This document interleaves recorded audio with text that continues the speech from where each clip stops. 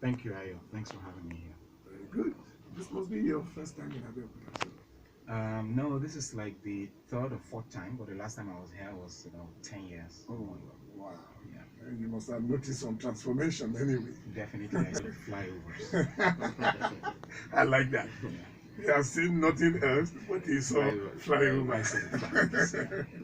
Okay. We also have a lecturer, senior lecturer, a reader actually in the Department of Communications and General Studies.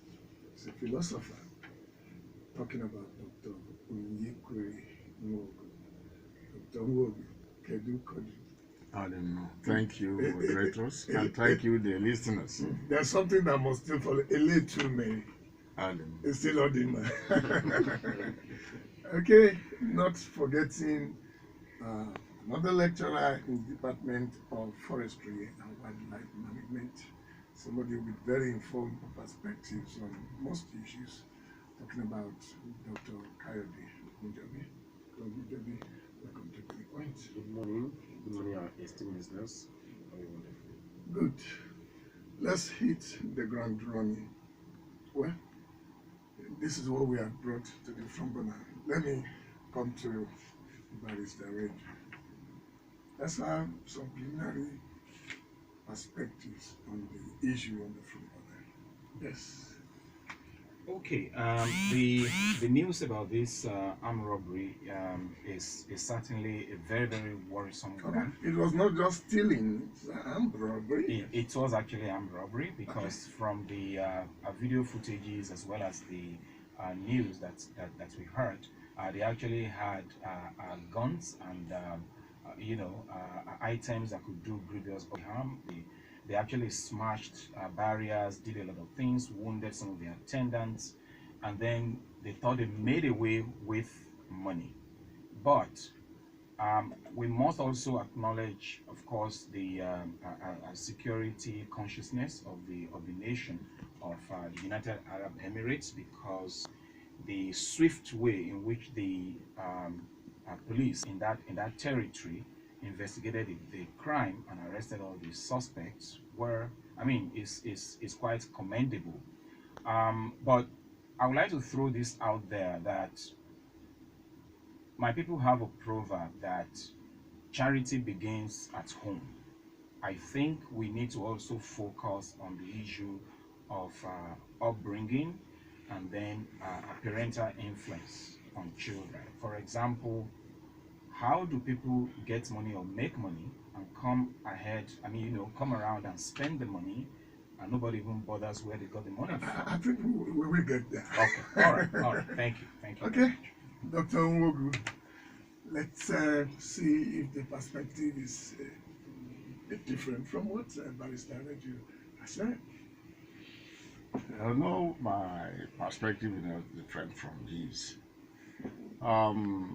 Well, I think in this month alone, or at least in less than a month, had the case of the United Arab Emirates and the issue in Saudi Arabia.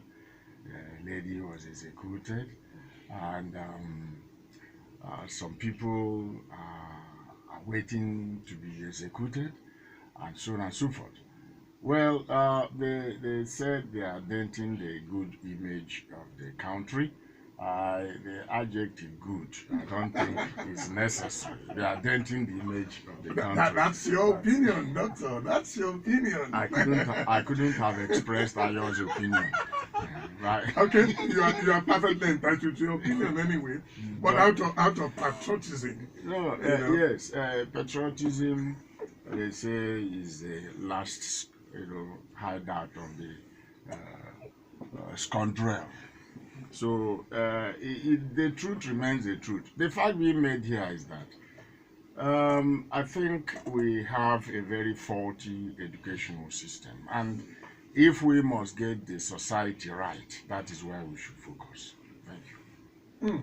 Okay. Well, let's see whether Dr. Ogunjobi's perspective will be at least a middle roader, or it's going to be I concur, or something altogether different. I think I want to start from the comment of my lecturer here. You know, he taught me GNS 204. Really? And anytime I see What is the name? What was the name of the course? logic Mm. and reasoning. Mm. And anytime I see him, I always tell him that was the only course I failed in university. So it's a privilege sitting with him again. He has been a mentor. And when it was mentioned that good, that was what that spotted in my brain, and I'm happy he mentioned it. I think we have to delete that. I think we have to delete that. Something is certainly wrong. And when we come to a forum as this, it provides opportunity for us to extray nothing but the truth. Something is wrong.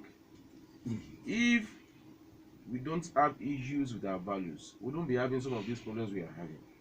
I think we should begin to look at our value system. I know Barrister was trying to delve into some other aspects which we will still get into, but we must all agree that certainly there is something wrong with our system. Otherwise, we don't have people that would travel out of the country with a motive to go and steal in another country. It shows that something is wrong with us.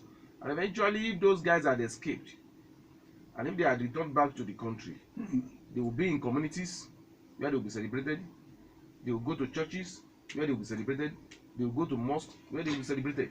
They may even contest elections. No, many of the realities at the moment showcases the fact that most of the people that are even contesting in the country were or are criminals. Mm. Because an average person, if you want this my lecturer to come and contest as the chairman even of his local government, as the chairman of the local government, you need nothing less than about 50 million naira to contest an election. I know he doesn't have up to 5 million naira. So Never say never. So these are fundamental problems that we have in the country, and that's why people are such that are mean in character, people with distorted mindsets, who want to take advantage. They have taken advantage of the system in Nigeria, and now they want to take the crime international. And it's good that they were caught. I think that will also send a signal to some other people. It's not as if there are no other people that have been doing it, but because of the security architecture put in place in that country, and that's why they are caught, and we have this story. And I'm happy about it. It's not about the country. They are sending a signal to us that we have to look inward and revive our value system. Thank you. All right, thank you very much. Talking about reviving our value system and then talking about a faulty educational system. Barrister Akinreju, where did we get it all wrong? We'll come to that, but that will be after this commercial timeout. Funan Radio, the sound of abundance. With gratitude to God for a life well spent, the families of Shemfuye George and Treasure House of God announce the passing into glory of the wife of the set man and mother in the Lord of Treasure House of God, Pastor Mrs. Oluwayemisi Shemfuye, on Monday, March 18th, 2019, aged 64 years. Funeral arrangements. Service of songs, Thursday, 11th of April, 2019. Time, 5 p.m. prompt. Celebration of Life, Friday, 12th of April, 2019. Time, 10 a.m. prompt. Welcome back. It's still Boiling Point here on Funab Radio 89.5 FM. Before we took that break, we were talking about where we got it all wrong. If you need to join us, just call up the studio line 0816 434 9052. That is the studio line. Barrister Akinreju. All right. Yes. So I think I'll take it from where the doctor stopped. The issue of value system plays a very significant role here, and I think also that our educational system or strategies are not appropriately aligned. And why do I say that? I say that because if it comes to a situation where we only have education because we want to have a paper to show for it, there is a problem. When each society evolves, the educational planners are supposed to be taking the temperature.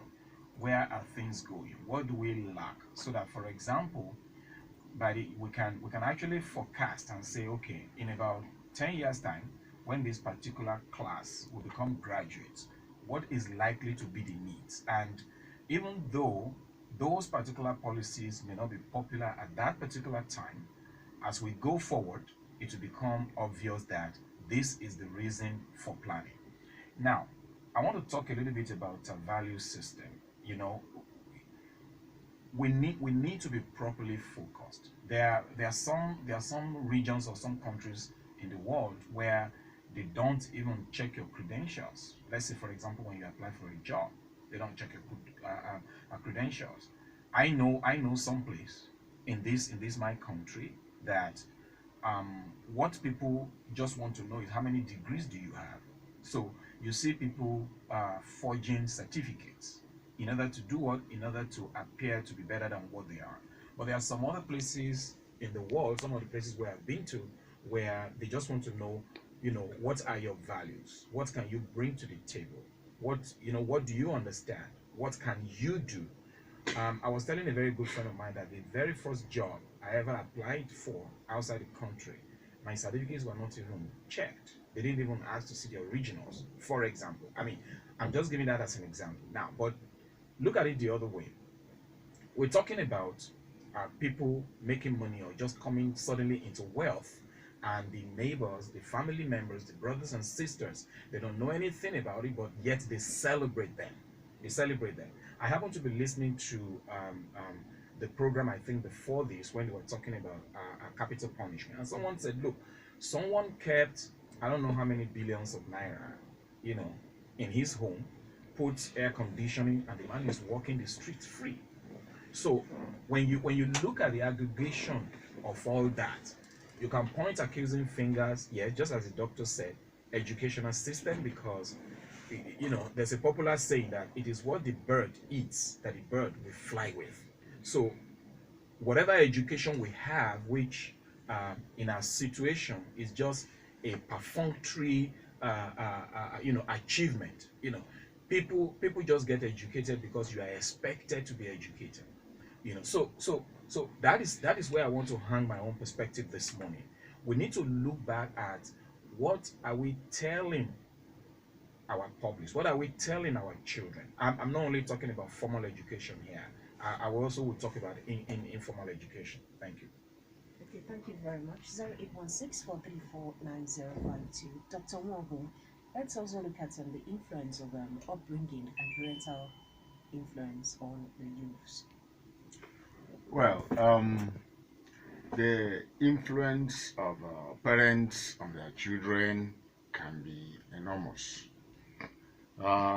There's a cliche that you cannot give what you do not have. So if you don't possess something, you can't give it to something. You can't give it to somebody. You can't give it out. There's one thing we have to get clear here. Some parents are immoral. Some parents are criminals. Some parents have values that are contrary to acceptable social standards of the society. And if a man is a thief, when he is bringing up his children, it will also encourage him to become a thief. That is how he will fit into the family. And immorality and criminality did not just get into the world. They are very old. I was at a conference where a lady presented a paper and sang praises of the olden days. I asked her whether there were no thieves in her village in the olden days. So these things have always been there. You see, now, according to sociological functionalism, there are 5 critical institutions that this society depends on: family, religion, politics, education, and economy. And if any of these institutions is not functioning well, then there will be a dysfunction. The society will begin to have problems. But in the case of Nigeria, which one is functioning well? Is it religion or family or politics or economy or education? Now, the reason I emphasize education is that families are private. They have private values. Okay? Now, the economy, you cannot do much except if you are among those formulating policies. And the same thing goes with politics. Now, but education, you can formulate policies that instill values. Now, we must recognize that every human being standing has 4 aspects: the spiritual, the moral, the intellectual, and the material. We have an educational system that disregards 3. It disregards spiritual development, moral development, and intellectual cultivation. It emphasizes only material. We have an educational system which is only interested in inculcating skills. It does not bother about the human being that possesses those skills. So, until we have a change of value, even when people are talking, if you listen to policymakers, they will tell you of people going to technical schools to solve the problem of the society. They believe that a few jingles on the radio or other public media are enough to change the attitude of people. But that's not true. Because human behavior is determined by various sources. Some people are mentally deranged, so they need psychological cure. It's not every, after all, the policeman that killed the football fan in Lagos, people overheard him saying, "I will kill somebody today." Some people are psychologically deranged. Some people have, there are psychiatric problems, there are psychological problems. Some people need counseling, they need guardians, they need professional care. Okay? Then you now get to spiritual issues. I don't want to delve into that because that is more sensitive and more remote. But spiritual people believe that some people are possessed. Okay? Now, how can the family handle all this? If somebody is a mentally deranged person, there are many psychiatric problems all over the place. And they can be in offices. They are everywhere. They are everywhere. Now, you have somebody that is depressed, like the fellow that killed himself. Well, there is no proof that he killed himself, but his father, his house got burnt. He died in the house. He resigned in 2017. And so on and so forth. There are cases of depression. Just these people require counseling. Okay? Now, we leave religious counseling and prayer and exorcism for those who are competent to handle that. Then you have social issues. No, the only area in all these where the family can be actually effective are the social issues. And the role the family will play will also be limited. Because if you emphasize only material things, that is why people are celebrated without anybody bothering how they got their wealth. And if you look at this issue, there are what I have discovered based on my interaction with students, with colleagues, with people outside, that in Nigeria today, people pursue power, position, and pleasure. The life of the average Nigerian revolves around this. People want to get power by all means. With possession, you will get power, and with power, you will get possession. These are the 2 dominant forces that are. You can have pleasure and position. Okay? So that is the issue. So with a proper educational system, we know where professional touches are required, like psychiatric cases, psychological cases. And then the social issues. We need a total reorientation of the curriculum. We have even if you look at the public policy, the humanities are ridiculed. the policy is 60-40, and so on and so forth. The people believe the humanities have nothing to offer. In other words, they don't care about human beings. They only care about human skills. Thank you. Thank you very much. 0816-434-9052. Dr. Ogunjobi, I'll come over to you. We'll look at the place of education in helping to tackle crime. We'll come to that, but that will be after this call. Hello, good morning. Hello. Welcome Good morning, to sir. Boiling Point.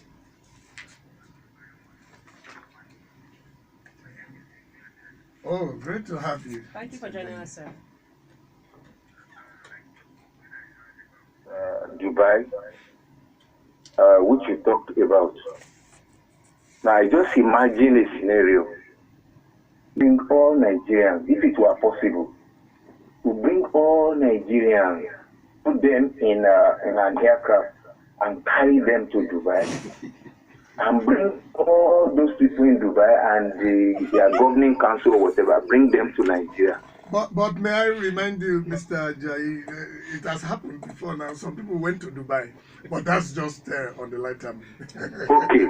So what I'm saying in essence is that we discover that within a short period of time, we are going to corrode the honor of that place. I'm not, this is boiling point. We just have to say it the way it is. The Yoruba says, Ajebi Mama, Lonko Gunjalo. If you are guilty and you do not accept, you may embark on war. So I'm not saying this to denigrate us. I'm a Nigerian too, but I look at our problem, which is strictly in problem. What am I saying? A father is a drunkard, for example, is now sermonizing on danger of drunkenness to his children. What is exemplary that the children will merely look at him and just laugh. Where do our youth copy opprobrious conduct? One, from parents. Two, from government. I remember Fela was thinking about authority stealing, that even the government steals as armed robbers. They also learn from peer group. So our problem is that when we travel out, we erroneously believe that is their truth, forgetting that they are not permissive like us. So, for example, if they want to execute drug peddlers, we will now dress up in our human rights toga and say, oh, no, don't do that. Whereas such opprobrious acts are not tolerable in their own space.